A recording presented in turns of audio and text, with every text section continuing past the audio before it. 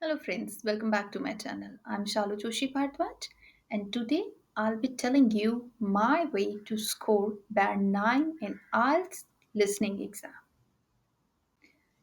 If you know me, I have taken IELTS twice and both the times I have scored 9 in listening exam. One it was back in 2018 and one in 2020. So I'll be sharing my tips with you which you most of you have requested for. And should we start? But before moving ahead, please subscribe to my channel and click the bell button. Let's begin.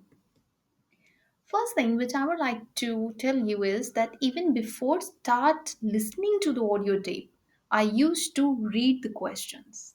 You need to go through the questions.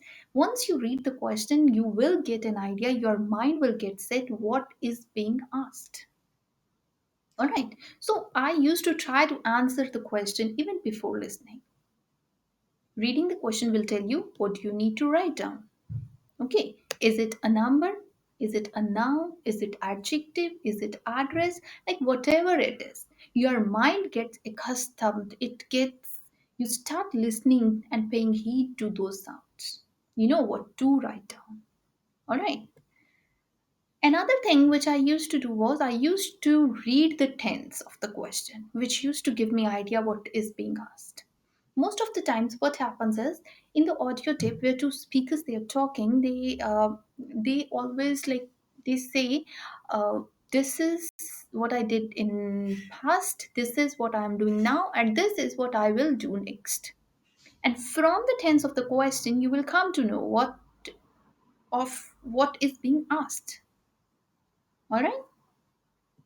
Let's go ahead. Another is pay heed to instructions.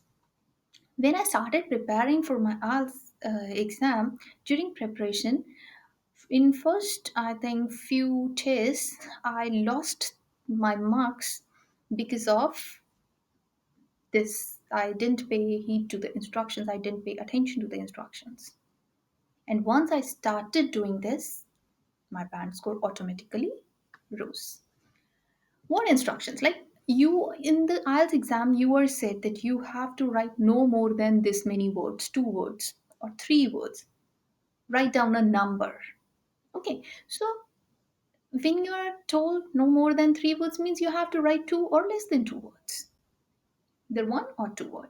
So this ways you need to pay attention. If even if you're right and you are exceeding the limit of the words which are being asked, automatically it's wrong. Okay? So this is very simple, but you really need to pay attention to it. Another thing is type of the answer. At times you may be asked to write down the name or the number or the option number A, B, C, or whether it's yes, no, or true and false. So it, like that's in the other way. So in this way you can achieve higher scores by paying attention to the instructions. Okay. Next is spellings and punctuation. This is very important. The correct spellings in the listening test, in your mark sheet, whatever you write, it is important. One letter missed and your band score falls down. Okay, for example, especially it happens in the plurals. For example, if it's written that two halves and you have to write the halves and you do not know that you write wrong spelling of halves, then it doesn't make any sense. Okay, it's automatically like your score, it'll fall down. So you have to pay attention to the plurals, and this is very confusing, I tell you.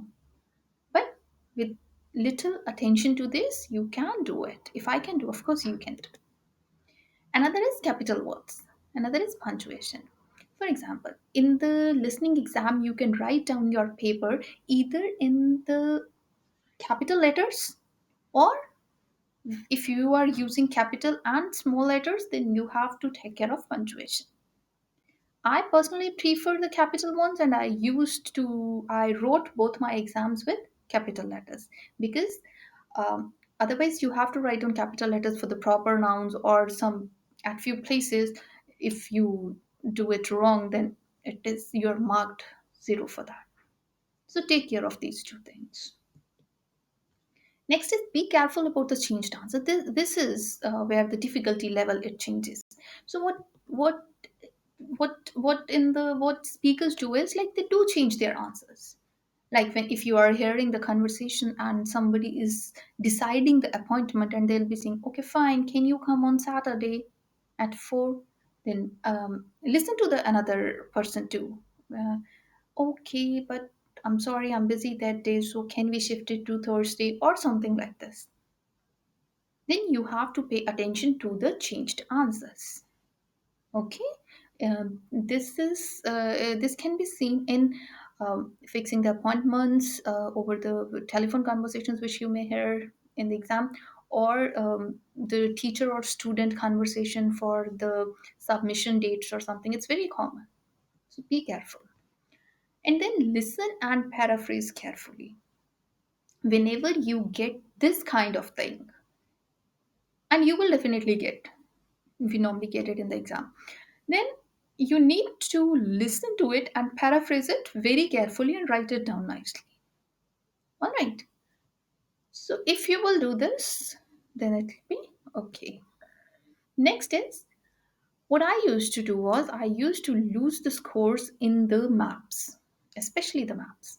Right to this is this and left to this is this. I always got confused. So what I started doing, I started making the notes. Wherever you find it difficult, wherever in the difficult sections or parts, like I personally find section 3 most difficult. I found it seriously. I found section 3 more difficult. Others, my colleagues, they used to say that section 4 was most difficult. Whatever you feel, whatever it is, you start writing it down in the rough. Instead of marking the answers, you start jotting it down. And once you get the time, you can transfer the answers. And this is especially, I used to do it in maps, and it helped me a lot. Seriously. So, guys, that's all for now. And stay motivated, keep watching, keep supporting. Good luck, guys.